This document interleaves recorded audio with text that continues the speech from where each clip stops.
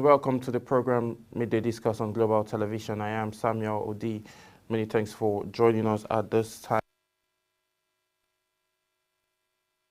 of hit northern part of the country. Just a few days ago, Maiduguri was struck massively by a thunderous amount of flooding, which captivated almost half of the city area, ranging from the Sheikh's Palace, University of Maiduguri Teaching Hospital, Bulunkutu Custom Area, and around Amadu Bello Way, even down to the Secretariat.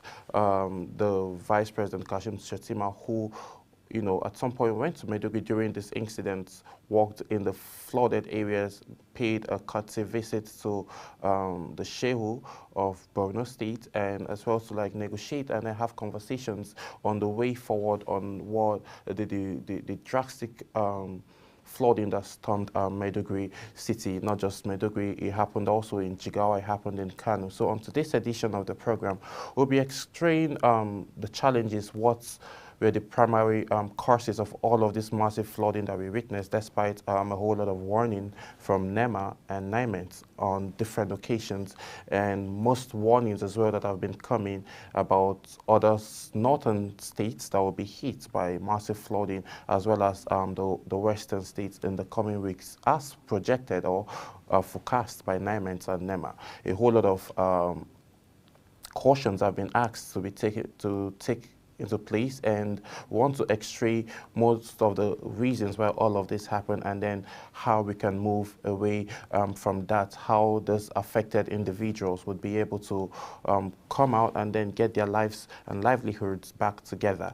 Despite all of this, no amount of casualties have been recorded despite this incident, but we're just looking to see that lives were not lost, just properties. But we hope with the aids coming from United Nations, private individuals, and neighboring states to states like Maiduguri and other parts of the northern states would be able to help revamp and then get people back on their feet. We'll be going on a quick break, and then when we return back, I'll be introducing my guest who is joining me virtually all the way from Benin City, who would help us extract and understand the challenges and then the way forward away from the flooding incidents. We'll be right back. Please do stay with us.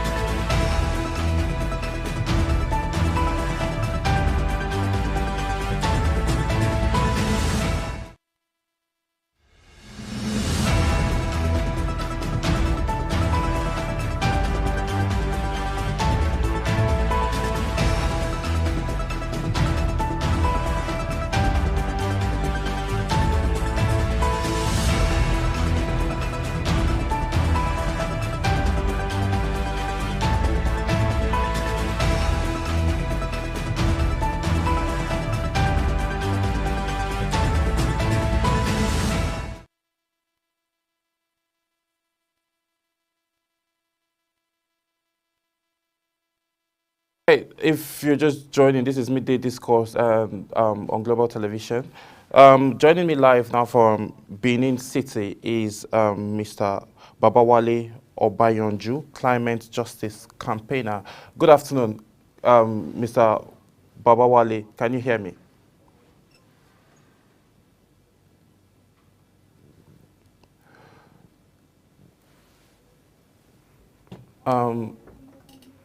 So let's get into the conversation. Looking at the major flooding that has happened in most of the northern states and the most devastating one that happened just a few days ago in the Borno State capital, Borno State, which ravaged almost all over the city center, ranging from the University of Maiduguri Teaching Hospital to the Shehus Palace, custom area that's around the market, Gomboro market, as well as Monday market, which is the major market, one of the major markets in Maiduguri. So before we get in deep into the causes and addressing primary cause of flooding in most of the affected areas and how can they be addressed? Once again, I say thank you for this invitation. I think this is a topical issue that needs no soothsaying about the impacts. The impacts are so clear. Um, Going from the experience from the last dangerous flooding that we had like this, that was of this magnitude, which happened in 2012. We know the losses that were incurred by the people. We know the livelihoods that were destroyed. We know the homes that were destroyed. And we know how many people were displaced. So this flooding that has ravaged parts of Borno in the past days and Adamawa earlier in the month of or late in the month of August is something that is of concern to us in the environment space and to us as Nigerians at the moment. So it's a critical thing that needs all of us to put our hands on deck and find true solutions to the problem. And looking at the floods itself from the stories and the reports that are coming out, aside the heavy downpour of rain and the flash floods that occurred thereafter, um, the report of a dam collapsing speaks a lot about how our maintenance culture is to the infrastructure that we have as a nation. This flood again is a reminder that we need to do more and put the people first before profit.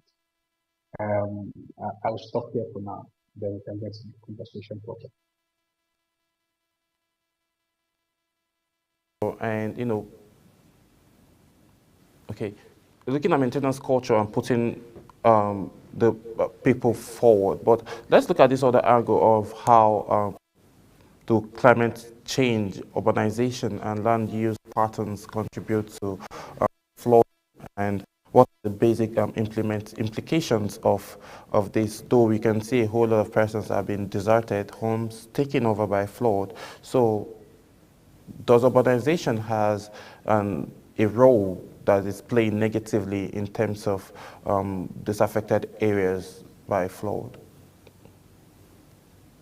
First, yes, you are right to say climate change is playing a strong influence in the kinds of rainfall that we have seen in recent times. There certainly has been an increase in the amount of rains that have fallen in different parts of Nigeria, different parts of the global south. And this is not far from the implications of fossil fuel burning or fossil extraction or crude oil extraction that has been happening in Nigeria, for example, for over 6 decades.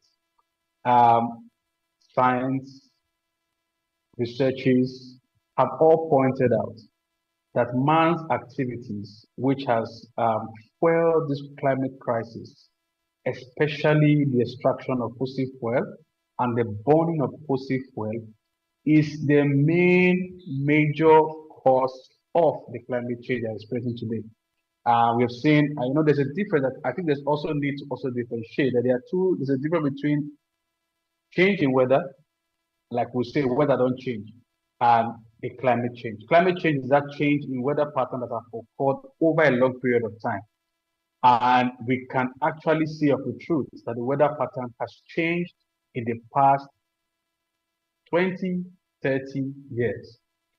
For example, our farmers who depend on the rain many times to grow the food that we all eat, the small scale farmers, can no longer predict the weather. They can't tell like before when they will say, okay, at this time of the year, between January and XYZ time, we can plant food, we can plant, we can do this. At this time, rain is going to fall and wet our farms. They can't make those predictions so accurately like they used to do because the weather patterns are changing rapidly as the year goes by. And this is what has resulted, I believe, in the heavy downpour that has also facilitated the collapsing of the dam that has flooded everywhere in Maiduguri and a part of Adamawa state. And we know, like in 2012, like it happened from the northern part of the country, it flowed down south, and southern people also had the impact of the flood. So we believe also that this might also result in flooding in many parts down south of our nation, Nigeria. So coming back to the other focus beyond this very important one, the cause of climate change, the issue of urbanization, town planning, and all those kind of discussion also plays a strong role in the kind of floods that we're experiencing around Nigeria. Back in the days when we were growing up, there used to be in many homes ordinary soil, like the natural soil, trees and grasses. But what we have seen in recent time in many homes across the nation is the concretizations of our living homes. Everyone wants to have concrete in their compounds. Nobody wants to remember, or nobody remembers that when the rain falls, it needs to percolate into the soil.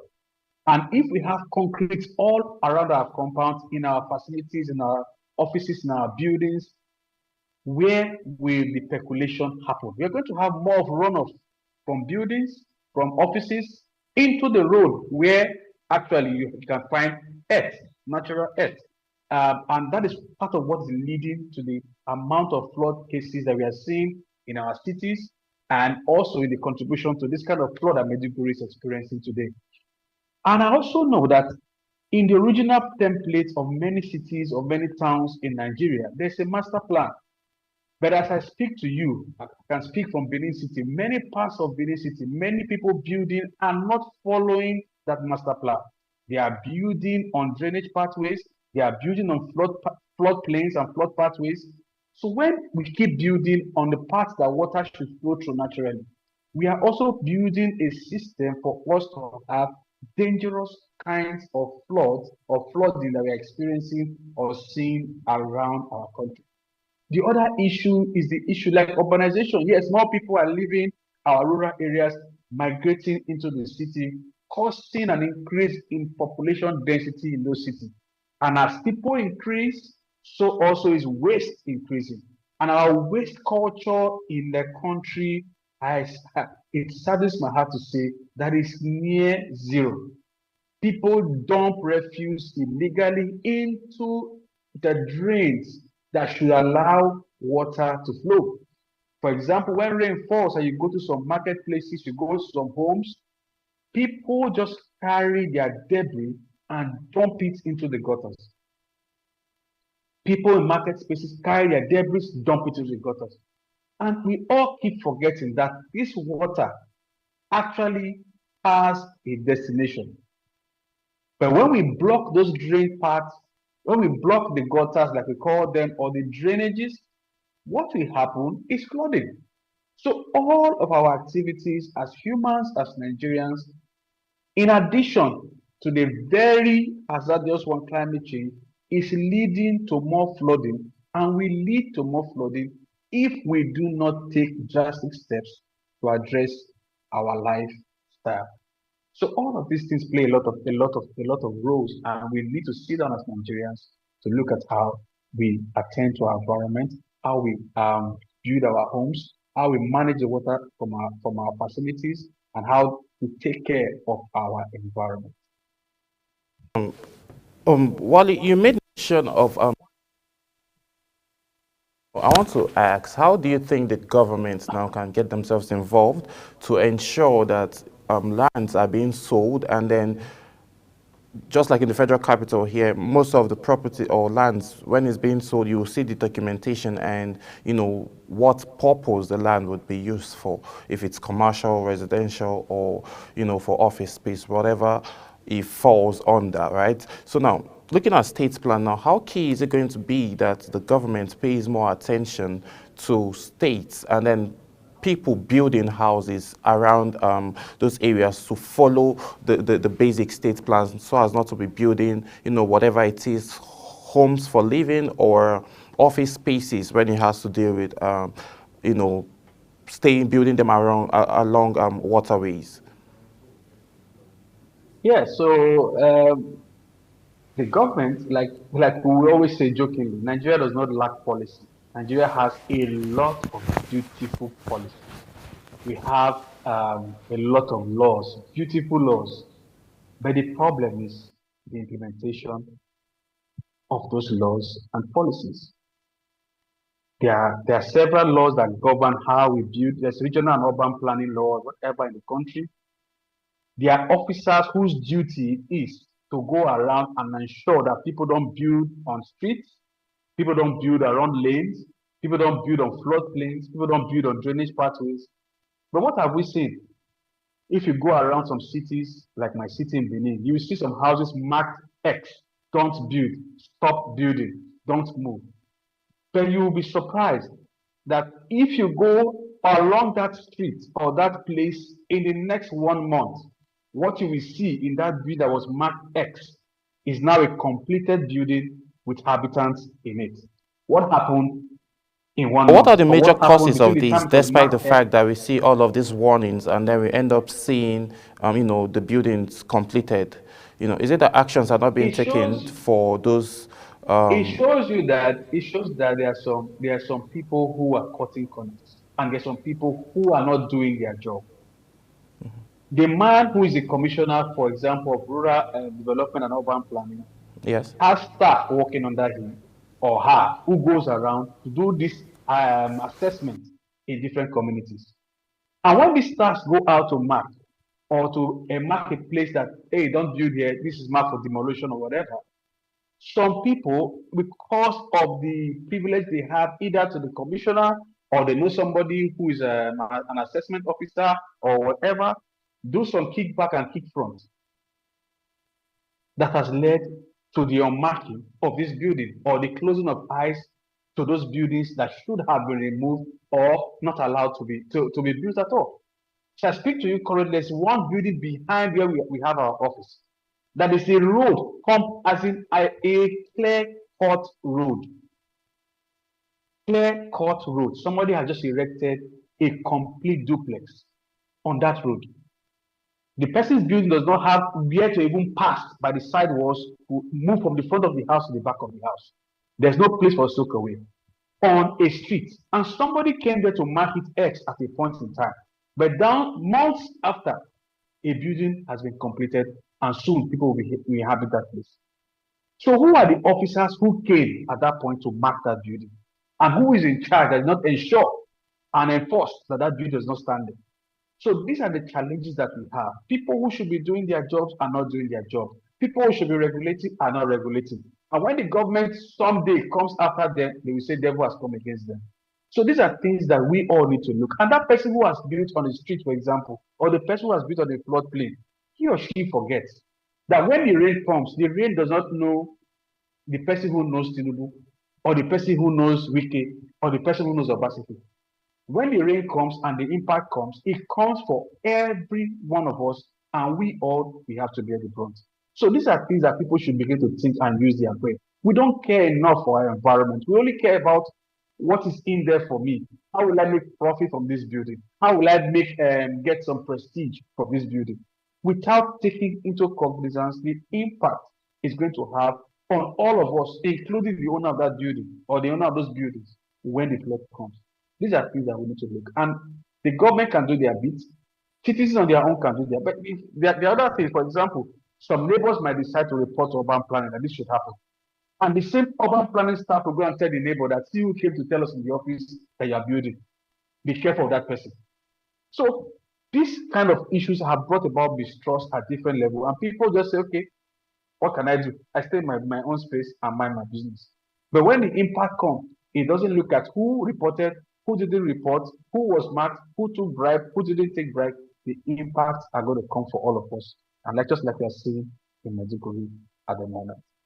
Yeah, you also made mention of waste culture. Now, I want to know, emphasize a little bit more. Does it have to do with the individuals or the waste management agencies that tend to trash out derbies for masses? It's a culture of all of us because Nigeria, the government of Nigeria, is not made of just the people in power. It's all of us, myself included, yourself included. I'll give you an example. When I was growing up, there used to be a bag in our kitchen, behind the door in our kitchen. In that bag was nylon bags. The bag was it's made of plastic, I think, a big basket-like bag behind the door. Inside that bag, you had nylon bags of different kinds. And what that bag was meant for is when you are going to the market to shop, go into that bag, pick a nylon bag, take it to the market to buy stuff that you're going to use at home.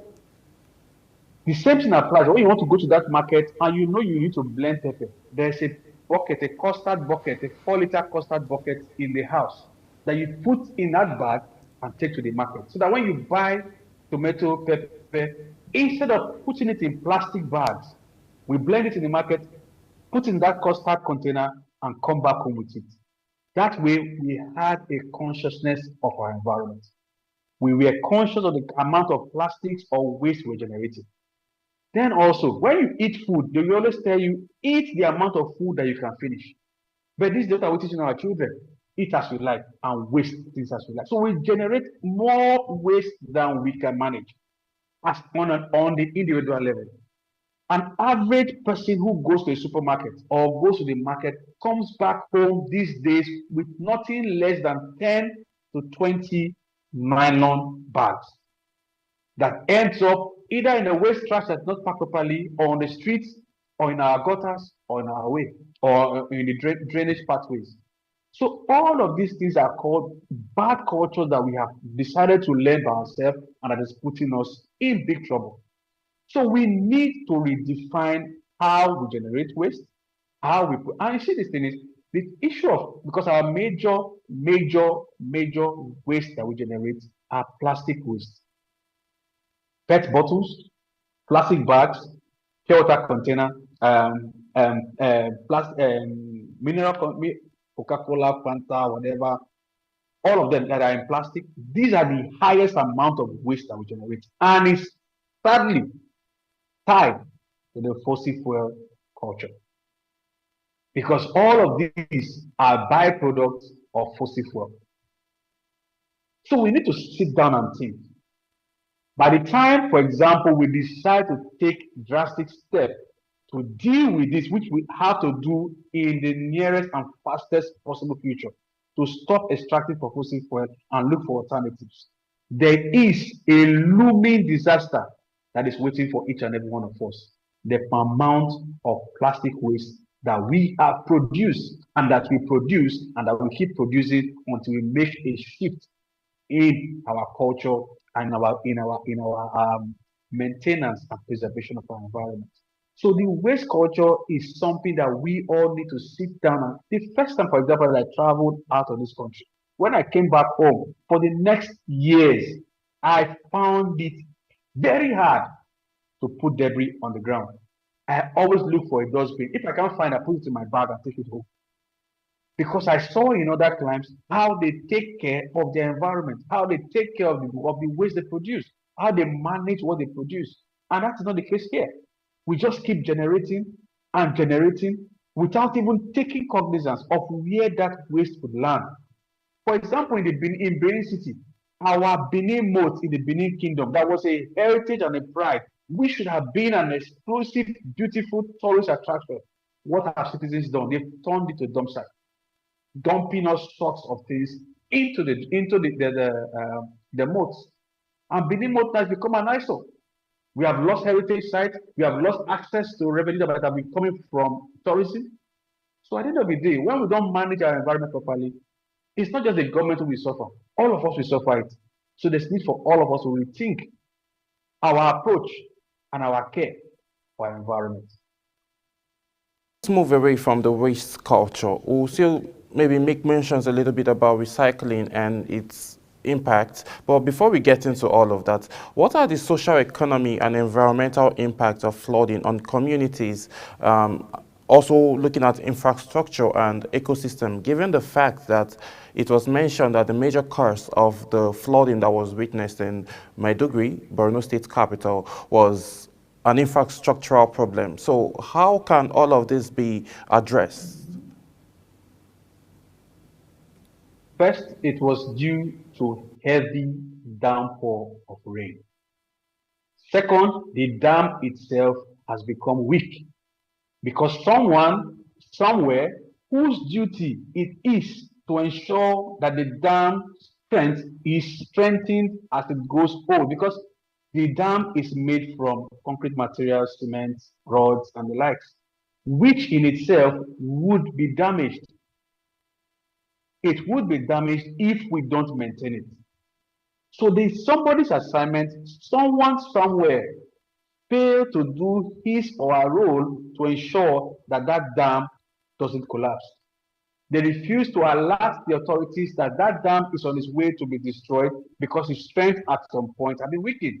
So that has led to the collapse of that dam. It brings me down to our culture. Our maintenance culture in this country is near zero.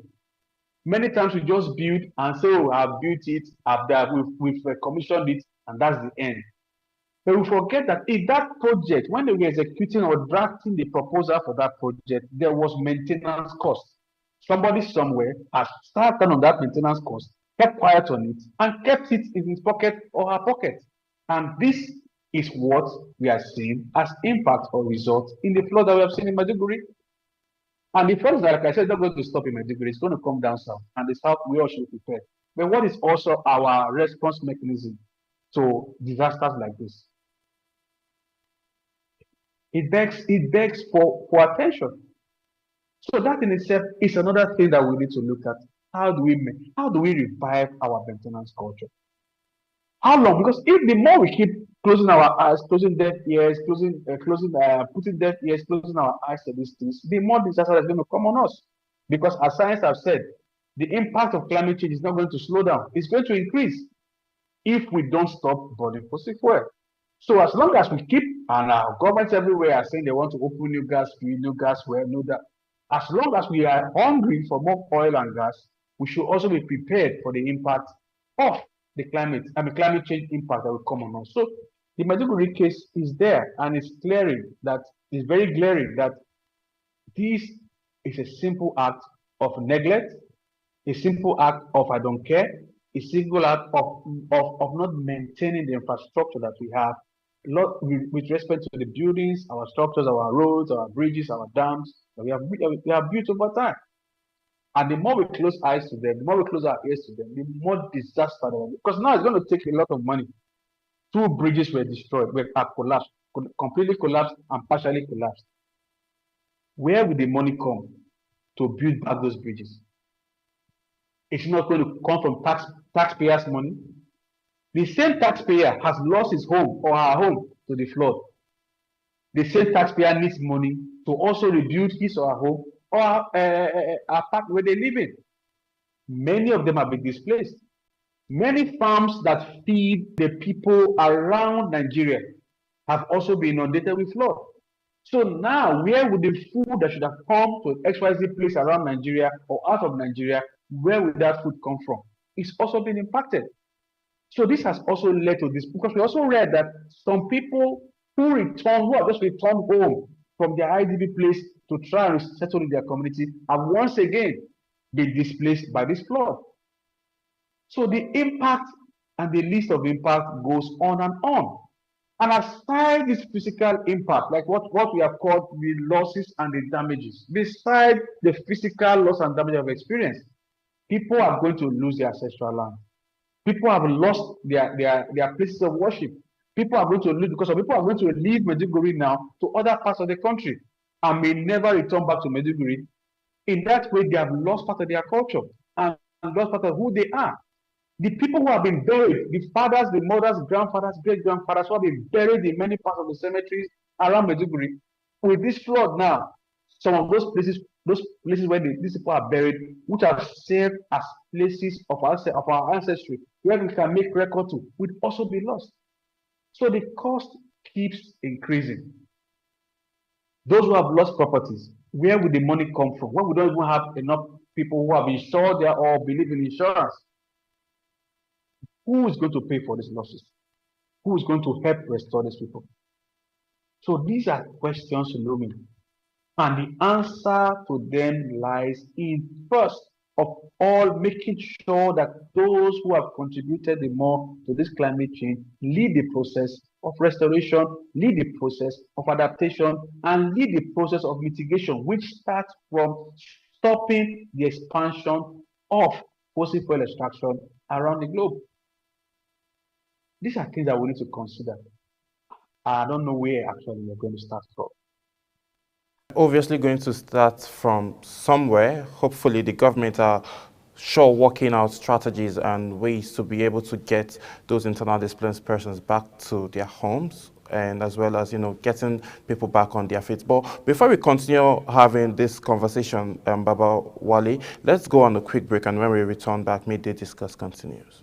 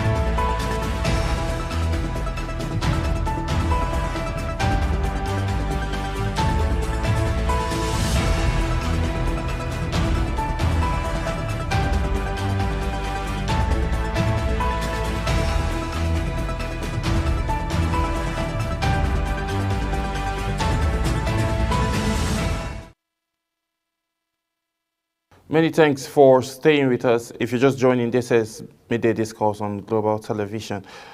Baba Wale, looking at the effect and current flooding mitigation and adaptation measures, right? So, what improvements can be made to, improve all of this in terms of emergency response by government and private stakeholders? First of all, like I've sang and mentioned many times during the course of the discussion, the first mitigation and the actual mitigation that is required now, going from research that has gone across the study around climate change, is to stop the expansion of the sacrifice zones or the expansion of the oil exploitation around the global south, which Nigeria is part of. The global north needs to stop this push for more oil fields to be open in the global south or any part of the world. Science have said that if we are to have a place we can call home, Earth that will be called our place of habitation, that all known fossil fuel must be left under, so that we can stop the increase in the rise or the rise in temperature that's going to lead to more sea level rise and in turn heavy rainfall, melting of the ice caps, and more flooding, more drought, more devastation that's going to come. So the first mitigation step that has to happen is for us to stop opening up new oil fields. Our government must realize that we have to take strong measures, strong steps to stop opening up new oil fields. The more we are opening, agreeing to sign agreements with different global northern countries and companies to open up new fields, the impact is strongest and more on our people. So even if you make trillions of naira, trillions of dollars from opening up new oil fields, the impact is going to be borne by the people who live here. So the earlier we start that mitigation process of not opening up new oil fields, the better for us. Two, on the aspect of adaptation, Nigerians have tried in adapting. The only thing we hear most of the time when government comes, NIMET will come and say the rain is predicted to be heavy this year. Those in flood-prone areas should relocate. Relocate to where? If this announcement is coming, it should come with appropriate measure for relocation that will help people be able to settle somewhere else until the flood is over, that will help preserve their homes or secure their homes and all those kind of things. But you just put announcement on radio, on TV, without measures to help people relocate, that is just mere lip service. So the government needs to go beyond lip service. Then the other thing is, we also have to find a way to push for people to also be supported for insurance of their homes, of their properties, and even of our farmlands. We know it's going to cost some money, we're going to cost, but if the government can put measures in place that will help subsidize insurance or support for the people to insure their goods and services, at least that will bring some succor in times like this when people face disaster that comes from flood or comes from climate change. So that is one way, that is another way they can do it. But on the actual aspect of adaptation, the government also has to do more with respect to rapid response. For example, how many people were the government able to rescue from death or destruction that arose because of the floods? Now, how many have been able to be resettled in a conducive and comfortable environment that will be right for their development, for their growth, and for their progress? Because many times when you go there, we know the government is trying, but there's need for more. If we know this flood place area, like environment always say, we know them. Why don't look for how to relocate people to places where they'll be comfortable with adequate support that would help them relocate? Those measures need to be put in place. There also has to be measures put in, like if this happens somewhere in the United States, for example, this will not be the case. They would have been rescued, taken to safe places, taken care of, giving food, giving shelter, giving clothing, giving resources to help them be able to survive or adapt at this time. But that's not the case in Nigeria. Every man to yourself. If you don't find help from, luckily from the government or from your friends and family, you are left alone. So there's need for improvement in those areas to adapt and to mitigate. Mitigation first, we have to stop extracting oil, fossil fuel. We have to look for clean alternatives. So the crisis, to the energy source, which is fossil fuel at this time. I'll stop there for now. Made mention of plastic bottles and all, how key is it going to be that people get, ventured into the business of recycling to help aid flooding? Because most of the times, NIMES and NEMA always come out to say waterways are always, being blocked by derbies and plastic bottles and all. So Yeah. what role can recycling play to be able to help cop out all of this flooding that we've witnessed, and then also preventions that can be made so as not to have, incident like this in the near future? Well, the first point is, if you want, you can't be doing preventive all the time. You also have to be proactive. And being proactive will mean we have to limit the amount of plastics that we produce. The amount of PET bottles produced every day in the country is in their millions. And where do they end up? In trash. So we also have to find mechanisms that those producing and refusing to stop the production should also be responsible for the disposal and management of the PET bottles that they produce or sachet package that they produce. Because there's no responsibility to it, they can keep producing and allow the people and the environment to bear the cost, which is also the case with the fossil fuel industry in Nigeria. Because they have not taken so much cognizance into the management of our environment, they can keep polluting, keep producing, keep polluting, making profit at the expense of the environment and people. So the first point of call is there has to be some form of responsibility. If the companies producing PET bottles are not willing to provide a mechanism for their recycling, for their disposal, then they should be sanctioned and stopped from their production. That way, because for example, outside the country, you hear that, for example, some companies, if you buy a PET bottle, you pay some extra tax on the bottle. If you bring those bottles back where you purchased them from, you are given a form of incentive. Either they give you some rebate in money, or they give you some new products that you also bring back. So that kind of incentivized mechanism can help in managing the plastic. Then secondly, we have to go back to our culture of how we use plastics. Back in the days, if you are going to a restaurant to buy food, for example, you don't go there empty handed and expect them to put the food in a plastic bag or in a styrofoam container or in a plastic container. We go there with our coolers, with our plates. What happened to that culture? Why can't we go back there and reduce the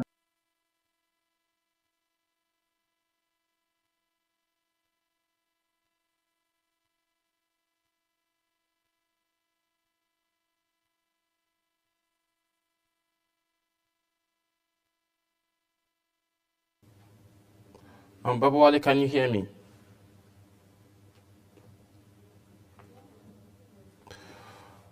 Okay, we seem to have a little bit of technical issues, and sadly, we have almost come to the end of today's edition of the program. And Baba Wale, thank you so much for joining us on today's edition of the program, all the way from Benin City.